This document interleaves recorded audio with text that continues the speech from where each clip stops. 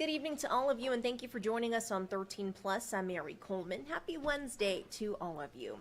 Well, the holidays can be a tough time for those who are still processing the loss of a loved one, and that's especially true for kids. Each year, the Thursday before Thanksgiving is recognized as Children's Grief Awareness Day. It's an organization in Portland that is working year-round to support kids and families who have lost a parent or sibling. It's called the Dougie Center.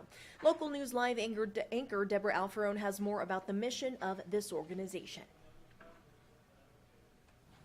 November is National Children and Teens Grief Awareness Month, and if you know anyone who's lost someone close, you know it is tough to know the right thing to say. The Dougie Center in Portland, Oregon is a national resource to help children and families navigate grief.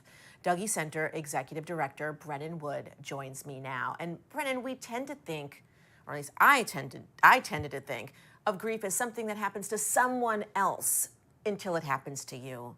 So I want to ask you to kind of quantify it. How many children are dealing with the loss of a parent or a sibling? How big is the issue? Yes, well, so happy to be here with you. And very unfortunately, in the United States right now, the most recent statistics show that 1 in 12 kids will have a parent or a sibling die before they turn 18. And that number more than doubles by the age of 25.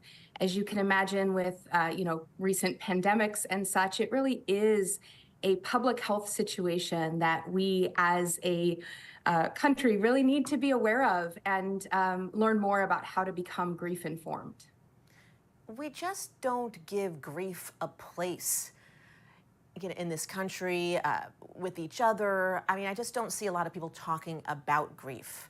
And your website really helps people find help. I even put in my zip code and I found a place right away.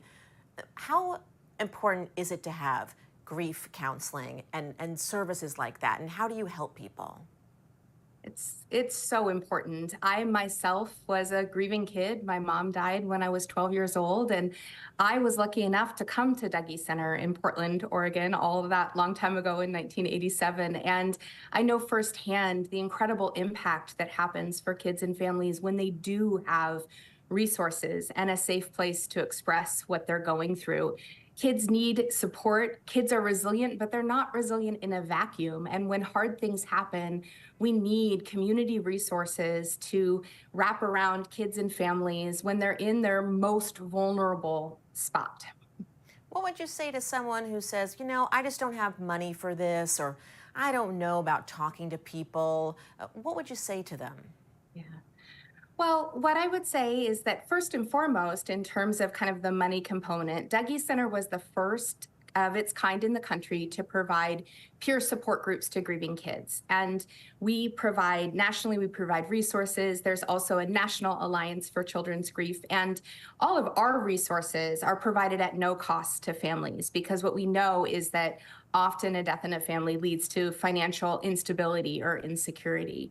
And then in terms of folks not knowing what to say or how to say it, I think often it isn't about what you say, it's about being there, and it's about showing up, and showing up when everyone else has fallen away, when the 2 or 3 weeks of casseroles and well wishes goes away and normal life returns. That's really when you can show up for friends and family that are going through hard things. And what I would say often is it's okay to not know what to say, and it's also okay to say, I don't know what to say, but I love you and I'm here for you.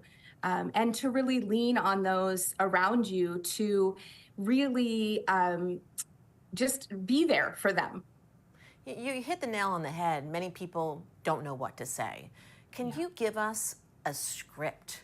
To make it easier, because people are not sure what to say. They don't want to bring it up because they don't want to re-traumatize a person. But really, we do have to be there for people. So what do we say? Yeah, well, I think it's okay to not know what to say. It's okay to say, I don't know what to say.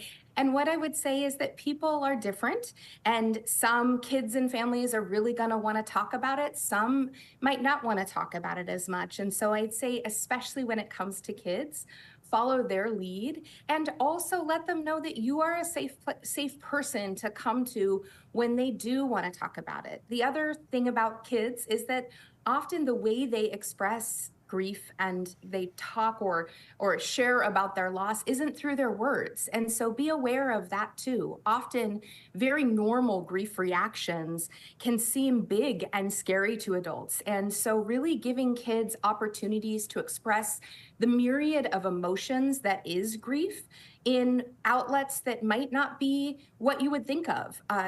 Music, big energy, play, art, all of those things can be things that kids can use to express what they're thinking and feeling at any given time. So I would also really encourage folks to be open and honest and check in with the person who's grieving about what feels best to them.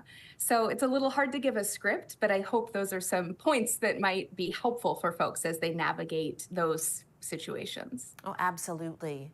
And another point I want to ask you about is, you can experience grief without someone close to you dying.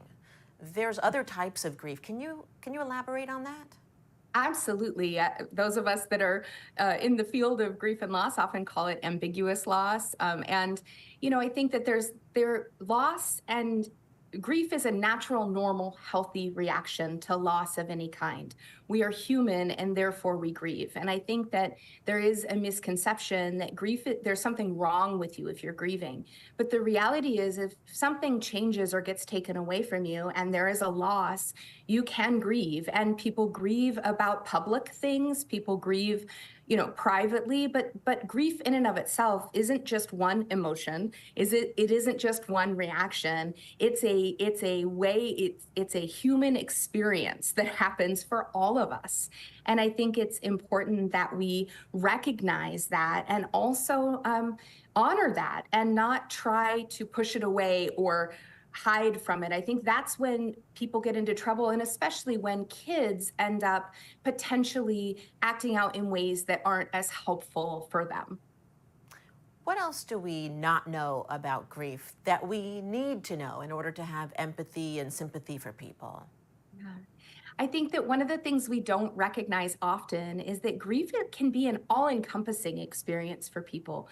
It can be physical, it's emotional, it can be spiritual, it can be cognitive, right?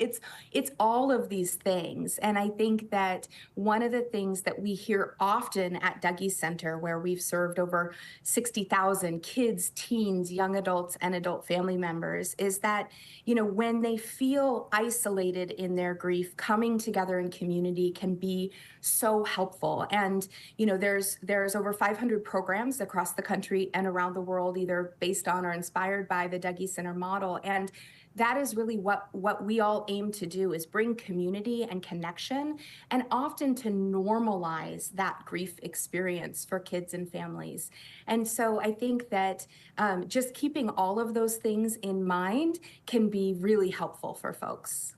And lastly, I want to ask you about the Flip the Script initiative. Tell us about that. Yeah, so that's a national initiative, the National Alliance for Children's Grief, which I mentioned before, and Dougie Center and a handful of other national partners have come together in honor of Children's Grief Awareness Month, which is this month, to really help folks to know how to engage with kids and families when someone has died. And when we say flip the script, what we're talking about is moving away from some of those maybe trite things that we say that roll off the tongue so easily that aren't necessarily helpful or supportive for kids who are grieving, and to really change that narrative and be present and really take the child's lead and engage with them in hopefully a way that can be supportive and meaningful to them, so that they know that they're not alone and that they can express what they're going through in whatever way is relevant and meaningful for them. Dougie Center Executive Director Brennan Wood, thank you so much for the work that you do. Thank you.